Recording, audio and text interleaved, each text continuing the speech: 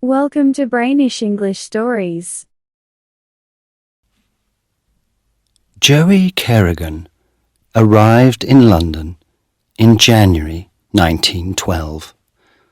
He did not have a place to stay.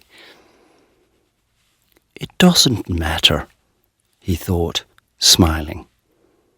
"Joey's luck is going to find me a room." Joey thought a lot about luck. "One day I'm going to be rich," he told everybody.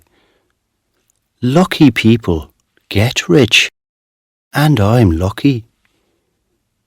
After a lot of walking, he found a room in a house. It was near Tower Bridge.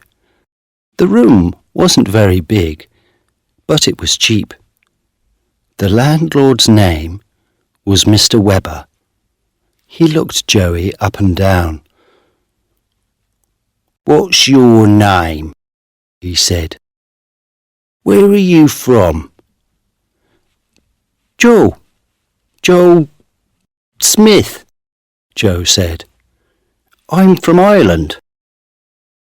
"Well, you can have the room," Webber said, "but I want 2 weeks' money. Now."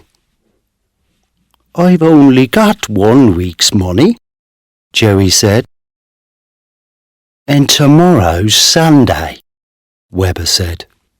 "You can't find work on a Sunday. So when can you give me the 2nd week's money?" Joey smiled with his mouth, but not his eyes. "I can find work," he said. "I'm lucky. Good things happen to me. It's called Joey's luck." On Sunday, Joey stayed in bed all morning, and in the afternoon he went for a walk. After an hour, he took a bag from a woman in Fleet Street. The woman shouted, "Stop! Stop!" But Joey was now 50 meters away, and there were no other people near. Joey laughed and ran down a little street, then between 2 tall buildings down to the river. He stopped and opened the bag. There was some money in it, but not very much. He took the money out, then put the bag into the river. Later that day, he walked past a bookshop. There were lots of people there, looking at books, and Joey moved carefully between them. For a second, he stood behind a fat man, then moved quietly away. The man did not feel Joey's hand in his back pocket, but the man's wallet was now inside Joey's shirt. It was a big, fat wallet, and when he got back to the house, he gave the landlord the 2nd week's money for the room. "You found work on a Sunday?" Webber said. "Where? Who with?" Joey smiled. "I told you, I'm lucky. Joey's luck." For the next 3 months, Joey Kerrigan walked the streets of London most days. He stole handbags from women or things from shops, and he took wallets from men's pockets. One morning, at the beginning of April, he took a wallet from the pocket of an old man with a red face. Joey was usually a very good pickpocket. People never knew anything about it. But not that morning. The man with the red face was quick. He turned, saw Joey, and shouted, "Hey, you! That's my wallet! Come back here!" But Joey was a good runner too. In 2 seconds he was round the corner into another street, then round another corner, and then he jumped onto a bus. Joey's luck, Joey said, laughing. There was more luck for Joey that week. He first learned about Theo Goldman's money in a pub near his landlord's house. Webber went to the pub most evenings and sat with his friend Goldman. Goldman had a shop not far from the pub. He bought and sold a lot of different things: tables, chairs, beds, clocks, watches, books, pictures. When Joey went into the pub that evening, he saw Webber and Goldman at a table near the window. There were a lot of people in the pub. Joey bought a drink, then found a chair near Webber and Goldman. They did not see him.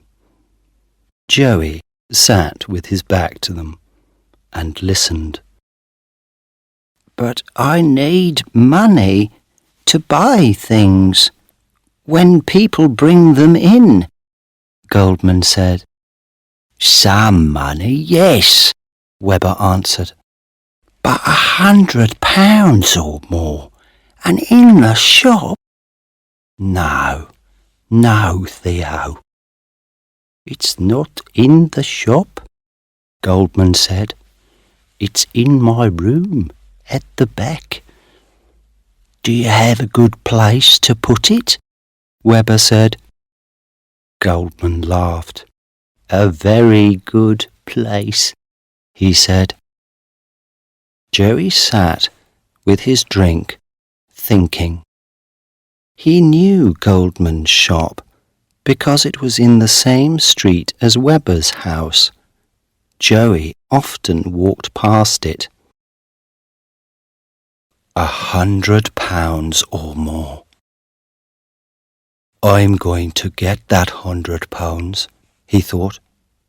"Then I can do anything. Perhaps begin a new life in America." He smiled. Joey's luck again. So the money was in the room at the back, in a very good place. But where was that place? The next morning, Joey walked slowly past Goldman's shop.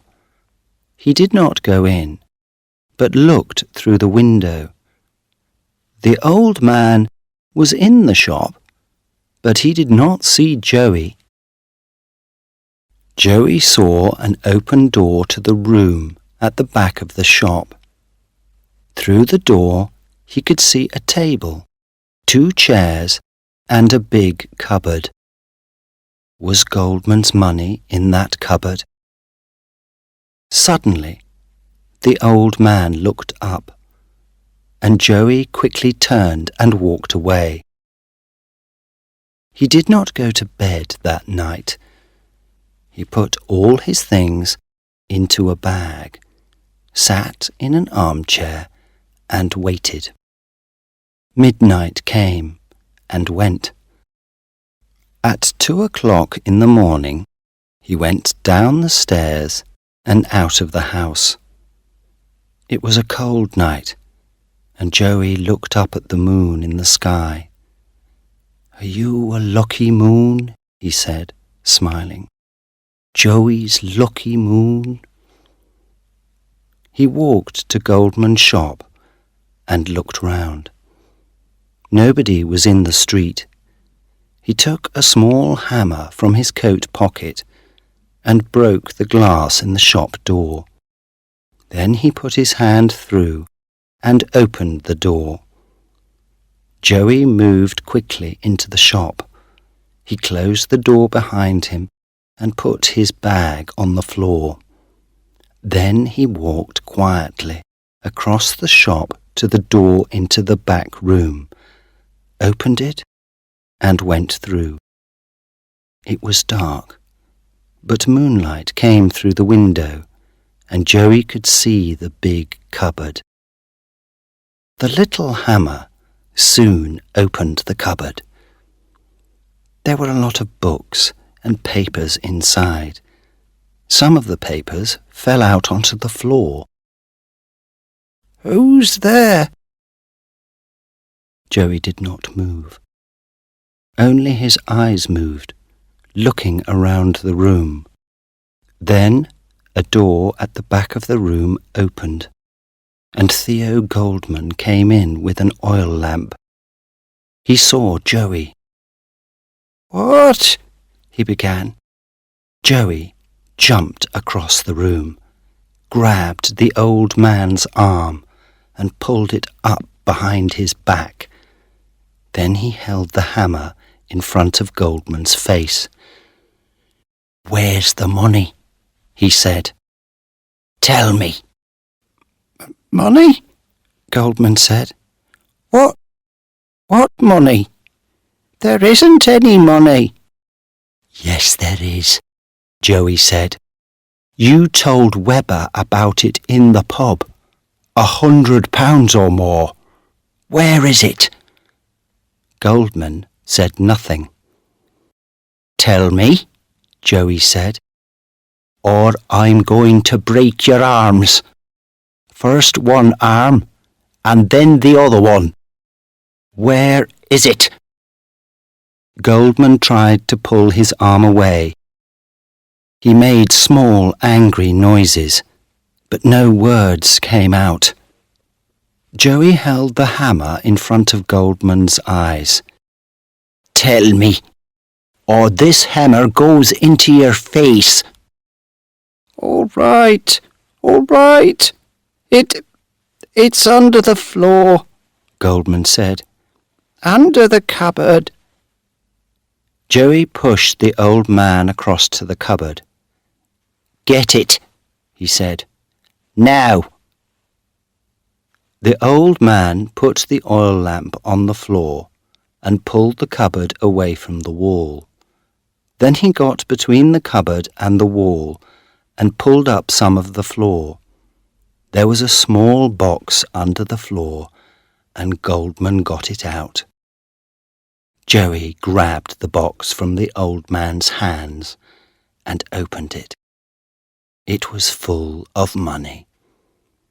Joey smiled. "I know you," Goldman said suddenly. "You live at Albert Webber's house." "Albert who?" said Joey. "Don't know him." He began to take the money out of the box and push it into the pockets of his coat. "Yes, you do. You live in his house," Goldman said. "Albert told me about you. You're—" "Be quiet," Joey said. "All right. So you know me. But nobody's going to find me." He laughed.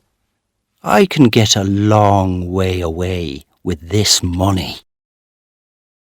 All the money from Goldman's box was now in Joey's pockets.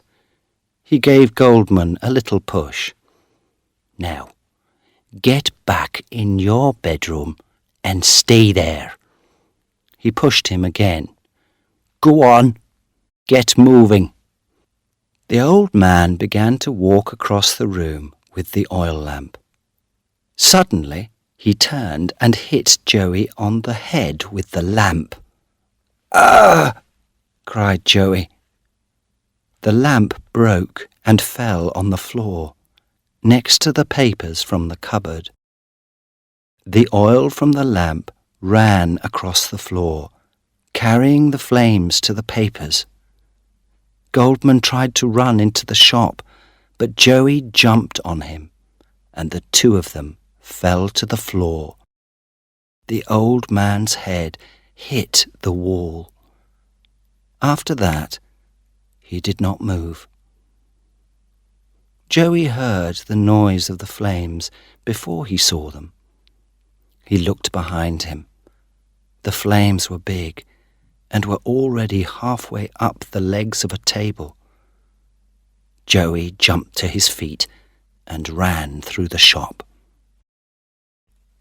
He found his bag by the front door, went out into the street, and began to run again.